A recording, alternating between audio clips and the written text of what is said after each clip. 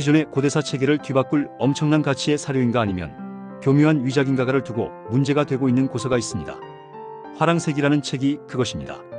김부식의 삼국사기에 따르면 1300여 년 전 신라 고위층의 자제였던 김대문의 저작 가운데 하나로 기록 속에서만 존재해왔던 이 책이 사람들 사이의 모습을 드러낸 것은 1989년 제야사학자 이태길 씨가 발견한 32쪽짜리 발췌본 전문이 서울신문에 공개되고 번역되면서부터였습니다. 그러나 당시에는 사료의 신빙성에 관한 몇몇 주장에도 불구하고 여러가지 이유로 학계 전반의 위장론이 압도적이었기 때문에 화랑세기는 그렇게 잊히는 듯했습니다. 하지만 그로부터 6년 뒤 논쟁은 재현됐습니다. 서강대 사학과 이종욱 교수가 1995년 4월 역사학회 원래 발표회에서 화랑세기의 사서로서의 신빙성 확인을 중심으로 하는 논문을 발표하고 이 자리에서 서울대 국사학과 노태돈 교수에 의해 발췌본의 모본이 된 필사본 화랑세기의 존재가 공개됐습니다. 이 필사본 화랑세기는 한문학자 겸 문장가 박창화 씨가 1934년부터 1945년 일본 국내성 도서료에서 촉탁 근무를 할 당시 직접 손으로 옮겨 쓴 것으로 추정되는 162쪽짜리 책으로 부산의 한 개인이 소장하고 있었습니다. 그 후 화랑세기를 둘러싼 진위 논쟁은 확대 지속되었으며 지금도 여전히 학계의 대세는 위작으로 기울어 있지만 그 사료적 가치를 평가해 대학원 강독 자료로 사용하는 학자나 관련된 논문도 여러 편 나왔습니다. 결국 이종욱 교수가 필사본 화랑세기를 바탕으로 번역하고 줄을 단 화랑세기가 소나무 출판사에서 출간되었습니다. 신라시대의 역사를 다시 써야 할 정도로 신라사 연구에 중요하며 한국 고대사 체계를 바꾸는 계기가 될 수도 있다는 화랑세기에는 도대체 어떤 새로운 사실들이 들어있을까요? 먼저 풍울주와 지배계급에 대해 언급되어 있습니다. 삼국사기나 삼국유사에는 풍울주에 대한 기록이 없으나 삼국사 저료에는 신라왕이 용모와 태도가 단정한 동남을 뽑아 풍울주라 하였으며 선사를 구하여 무리로 삼고 효도와 우애, 충성과 신의를 닦게 했다는 기록이 나옵니다. 화랑세기는 바로 이 화랑들의 우두머리인 역대 풍울주 32명에 대한 전기로 저술되었습니다. 두 번째로 화랑도 조직이 언급되어 있습니다. 화랑세기의 주요 내용 가운데 한 부분은 화랑도의 조직과 활동의 대강, 즉 낭정의 대자입니다. 이에 따르면 크게 화랑낭두 낭두의 세 부분으로 나뉘는 화랑도의 조직표를 거의 완벽하게 복원할 수 있습니다. 화랑은 진골 및 대조커문의 자재들로 구성되며 화랑의 우두머리가 풍월주, 그 밑에 부재, 부재 아래 좌산부, 우산부, 전산부 등이 있었습니다. 화랑 집단 아래에는 낭두 집단이 있어 망두부터 대노두까지 9급으로 나누어집니다. 서민 이상은 낭두가 될 수 있는데 30세 이상이 되면 낭두의 제일 아래인 망두로 임망하는 경우가 있습니다. 흥미로운 것은 이 가운데 낭두 집단과 연관된 마복자의 존재입니다. 마복자에 대한 언급을 살펴보겠습니다. 낭두의 아내들은 임신한 뒤 상남과 상선, 즉 윗계급 화랑과 동침했습니다. 이 과정을 거쳐 태어난 아이가 마복자로 자라면 대를 이어 낭두가 될 수 있었습니다. 중세 유럽의 초약골을 연상시키는 이 야만적인 습속은 화랑세기가 위작이라는 주요한 근거로 제시되었습니다. 그러나 낭두들은 마복자를 통해 상선이나 상랑을 후원자로 얻고 상선이나 상랑은 마복자인 낭두들을 지지자로 만들었다는 것으로 일종의 사회적 지위를 유지하는 장치라는 것입니다.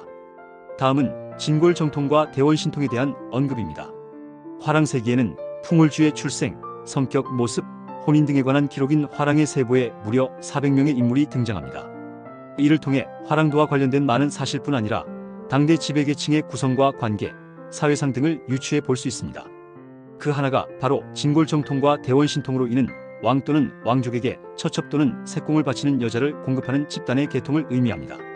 그 다음은 신분제와 친족제도에 대한 언급입니다.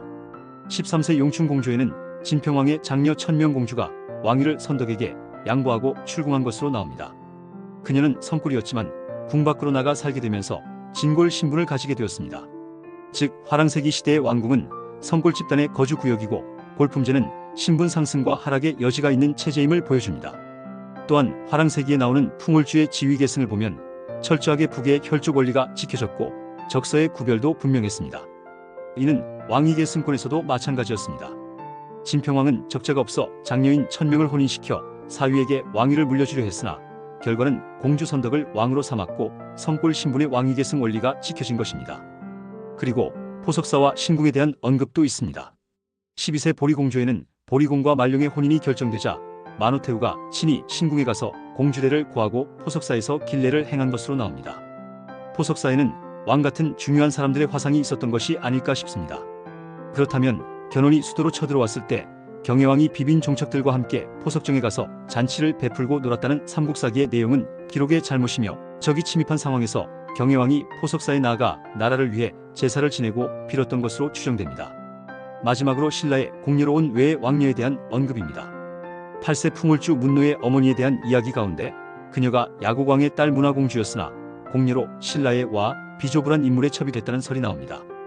여기서 야국이 왜라면 당시 신라, 가야, 야국의 국제관계를 밝히는 단서가 될 수 있습니다. 이러한 내용들이 담겨져 있는 화랑세기를 세상에 내놓은 이종욱 교수는 엄청난 부담을 가졌었다고 합니다. 위작으로 생각돼 왔으며 여전히 많은 사람들이 위작으로 보고 있는 책, 진본이 발견되지 않은 상태에서 증명조차 쉽지 않은 책의 역주본을 냈기 때문입니다. 이 교수님은 누구보다 많은 노력을 기울여 이 책의 위작 가능성을 검토한 결과 위작일 수 없다는 생각을 하게 되었다고 합니다. 89년 발췌본이 공개된 이래 한국사학계는 이를 부정적으로 보는 견해가 주도해 왔기 때문에 연구자료로 화랑세기 이용을 망설인 연구자들이 적지 않았을 것입니다. 그 때문에 화랑세기 자체의 내용이 옳게 파악되기 어려웠고 본격 사례로 이용해 신라사를 해명할 수도 없었을 것입니다. 위작이 아니라면 화랑세기는 신라의 실상과 담론 체계를 충실하게 전하는 무엇보다 귀중한 자료입니다.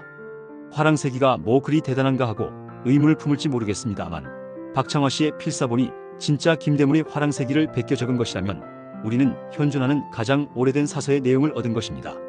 삼국과 통일 신라까지의 사서들이 모두 사라지고 고려시대에 쓰인 삼국사기와 삼국유사 정도로 신라사를 연구해야 하는 현재의 입장에서 신문왕대에 저술된 것으로 보이는 신라인이 쓴 신라 이야기인 화랑세기의 사서적 가치는 말할 수 없이 크기 때문입니다.